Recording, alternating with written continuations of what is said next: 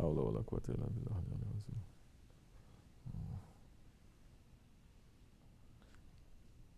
It's not the relationship that is outside talk. It's not, oh, the friendship is more important than the conflict. No.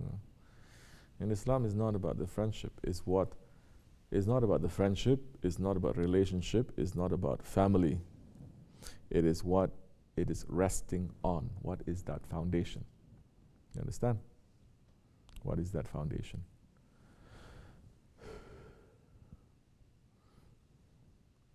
Without Islam, without spirituality, there's no foundation there. So you're just stuck. You're friends because you're just stuck. I need you, you need me. We have a history. You're just stuck. You're a family because we're shared by blood and we just have to be with each other. There's no other reason than that. If you substitute a family with someone else, then there's no difference. So it is not about the relationship. It is what it is standing on, the foundation. Foundation has to be Allah and His Prophet, ﷺ. Doing things because it's haqq, not because we're friends, because we're family, because we're white, because we're black, because we're Americans, because we're Chinese. Then you have to look. Always, whatever you're doing, whether it's good or it's conflict, whether you're good with each other or you fight with each other, you have to look to see. According to haqq and batil, according to the sunnah, according to the teachings of your guide now, is this correct or no? Not your feelings. Not your feelings. You understand? But is it right or is it wrong? Yes, that way you can rise above that. You can look at it properly. You can take account. Bara'at is coming. We need to take account. You cannot take account of something if you are so involved in it. You have to step back and you have to say, okay, I spent this much. No, I didn't spend that much. Because can you do that when you're taking accounting? No, you have to say, I spent this much. This is a fact. I earned this much. You cannot make any excuse. Bara'at is coming. If we're not looking at it properly like that, we're not going to grow. We're not going to move. We're not going to rise above our ego. You understand? Looking it back too, whenever you take accounting, you don't just concentrate on this year or this month or this day. Part of accounting is to do what? Say. Huh? Look at prior. You have to compare. This part of accounting. It's not just looking and say, okay, I did like this today. Yesterday was how was it?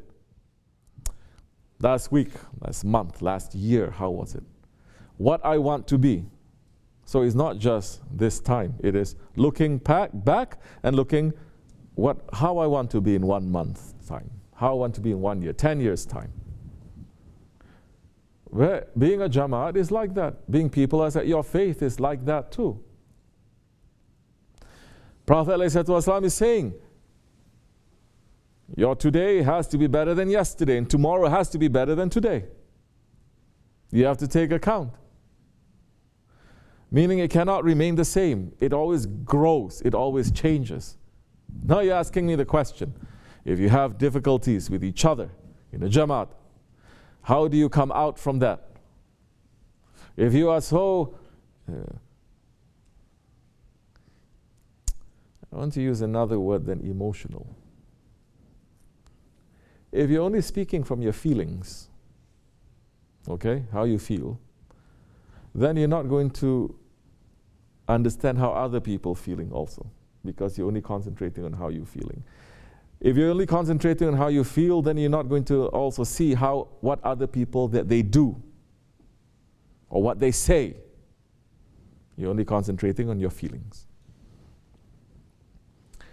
Then that time you close all the doors to every explanation, every understanding, except for your own. Because you feel. You understand? Then you ask, if you have honor, you're going to say, is this proper for a man who is 30 years old, who's 40 years old, who's 50, a woman who is 30 or 40, 50, 60, to behave like this? Or is this a behavior of young people? Those who are immature. Shouldn't I be better than this? Especially now that you were in tariqat for so long, you're supposed to be more patient, more understanding, more tolerant, more this, more that. Stepping in your ego, why are you jumping? Why are you not pulling back and seeing and understanding a little bit? Because everything is growing too. What we were 3 years ago is not what we are today. 7 years ago is different. You understand? Age is not getting older. Age is learning from your experience. So many people, they are old, they never learn anything, they're still stuck. Some people, they're young, but they learn quickly. And you see that they have that patience, that pulling themselves back, that thinking. They don't just jump and jump and jump. They pull themselves back. I say this is mature because he's thinking first. He's thinking before he's doing something. How many times we heard Shaban say, I'm thinking 100 times before I do something. I'm thinking 100 times almost before I even say something.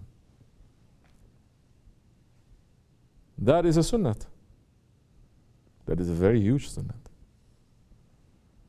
Beyond praying and du'as and zikr and what you wear and what you say, this is thinking now.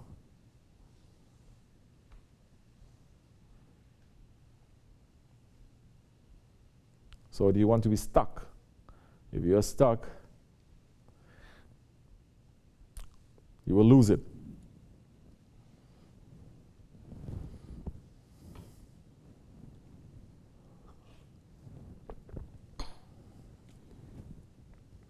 Like this or like that. You especially, when we're speaking about understanding this, you know you're a parent, correct? You're a father. You know how it is. People grow. Their feelings grow. Their understanding also grows. It changes.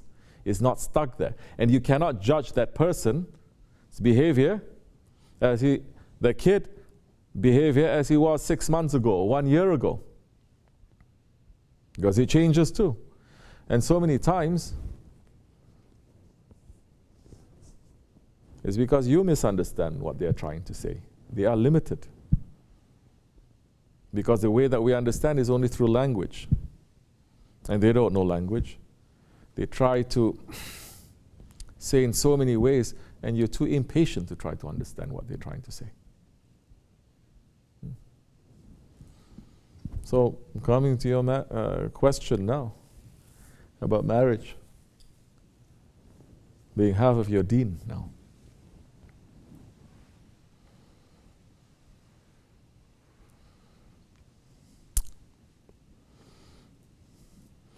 Let's say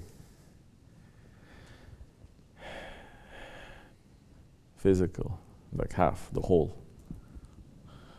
They say one is belief and one is the actions. Before you're married, it's like you have only the belief. Once you're married, you have to do the action. Now what? Right? There you complete it. When you complete it, what do you have? You have something that is beautiful. So it's knowing and understanding. Not only yourself, but understanding Allah. You cannot understand that if you're not going through even a little bit of how Allah is seeing and looking at how people are. You cannot. That's why it is hypocrisy to say, the one say, I understand this is the religion of love, but he has never fallen in love and has never gotten married and he's never had a children that they love. So how you can say, I understand that one sacrificed this much, and you speak about that. You don't even have anything to sacrifice. How can you know?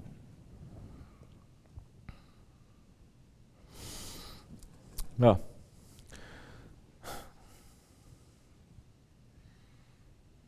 so this is the words of our Shaykh. He lived his life and he sacrificed his life. He put up, meaning now, he says, my life is here. It's here. I'm not keeping some here, some here, some here. It is here now.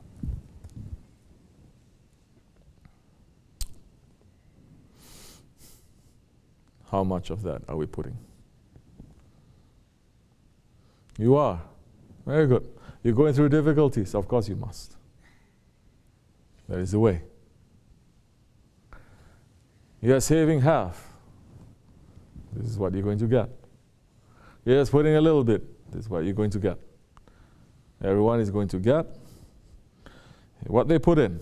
Everyone is going to get what they're asking for.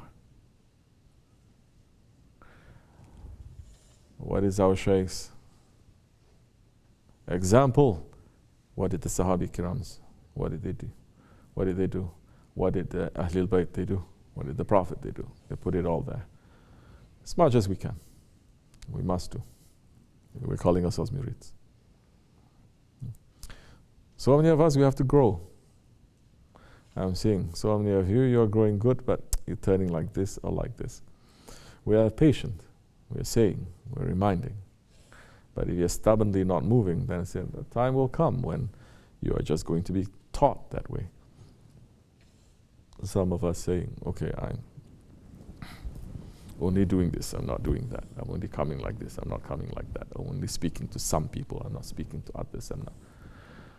Then, are you going to learn? Easy way or hard way? Because when you put it there, your life, you don't get to choose to say, I put it there, it's only for you and for you, not for anyone else. No. It's for everyone. Like the Prophet put his life for the whole ummah. He did not make a difference. He didn't say my message, the golden message, it is only to the people who like me. People hate me. No, I never want it to be given to them. He never speaks like that. In fact, he says this is especially for them. The Prophet ﷺ said, my shafaat is for people who what? My nation who do what? Who commit the big sins. You understand? Now as a believer, when you are going to say, oh, not me, I didn't commit any big sin. As a believer, you say, I want that shafaat. As a believer, then you're going to say, you know what? My sin, the pleasure of Allah, it is hidden. Maybe the anger of Allah is also hidden. Of course. Person can be worshipping all night, all day, but he wakes up the next day and he sees, for example, a mosquito, and he kills it without any reason and with hatred. You think your Lord is going to be so happy with you? No. All of that is supposed to change your spirit anyway. If your spirit is not changed by that, you're not going to gain any benefit from it too. May Allah raise the station of our Shaykh, inshallah. Amen. And may He grant us more support to continue in this way properly. We are weak ones, we are dirty ones. But we're asking Him never to turn His face away from us, and to accept our work, and to make us to become more sincere, and to protect us, and to make us to have more love and service in this way into each other. May Allah forgive me and bless you. Al-Fatiha.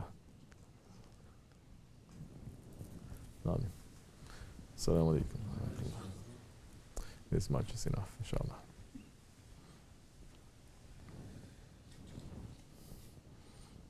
Any other question? Hmm?